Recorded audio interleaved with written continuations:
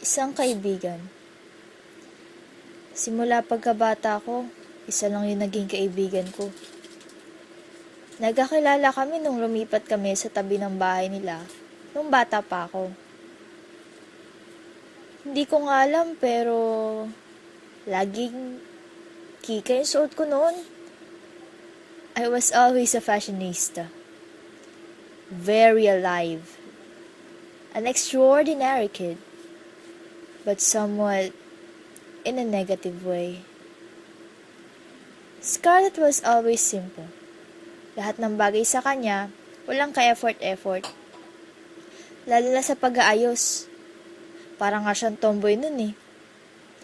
Pero dahil gusto ko siyang maging kaibigan, inimpluwensyahan ko siya.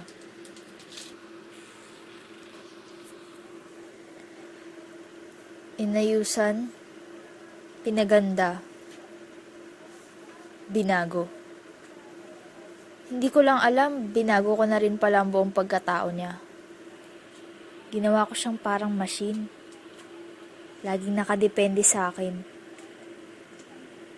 It was as if she will not function without me.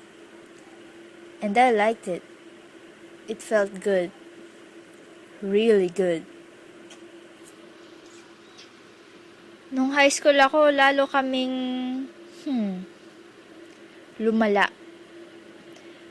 We were like the most popular girls in school. Lahat ng lalaki nauhumaling sa amin. Siyempre gusto namin maglaro. Pinapatulan namin sila. Boyfriend here, boyfriend there. Tapos after a week or two, i-break namin. Tapos iba naman. Hanggang may isang lalaking nabigay ng interes sa aming dalawa. Si Carl.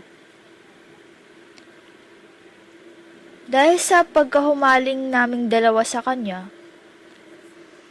nagkainisan kami, nagkapikunan, nagkasilosan, at nauwi ang lahat sa isang matinding away.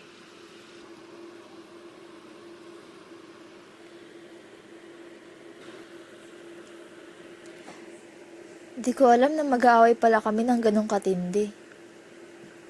Ang bilis ng mga pangyayari. Parang kidlat. Pero simula nung away na yun, hindi na ulit kami nagkasama. Hindi na kami nagpansinan. At iniwasan na namin ang isa't isa. I lost my best friend. My only friend.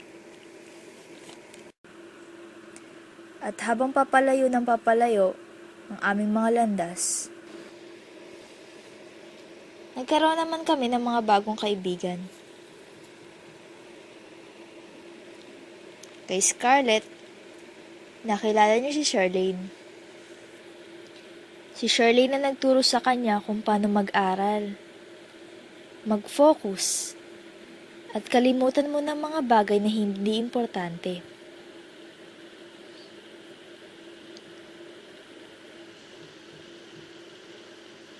Ang hindi namin alam, yun pala ang isang bagay na hinahanap din ng ibang mga lalaki. Akala namin dati, puro pa-cute lang, pa-sexy, paganda. Yun pala, ang iba, naghahanap din ng simple, matalino, maganda, mabait.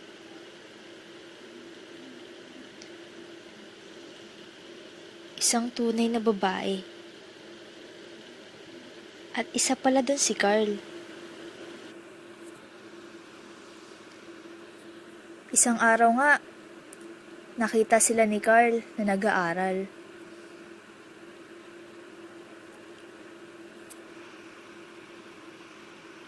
Sa wakas, napansin din siya ni Carl.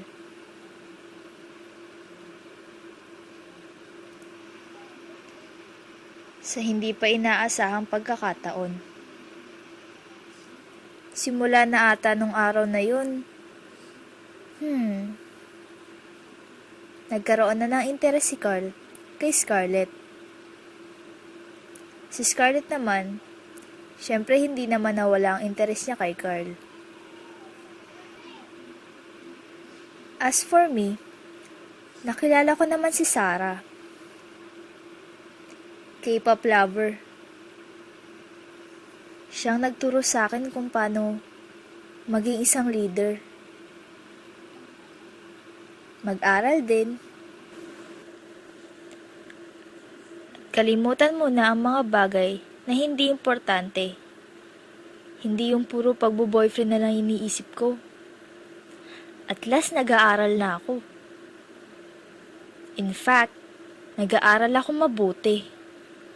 Kasi gusto kong magsikap para someday makatulong ako sa pamilya ko.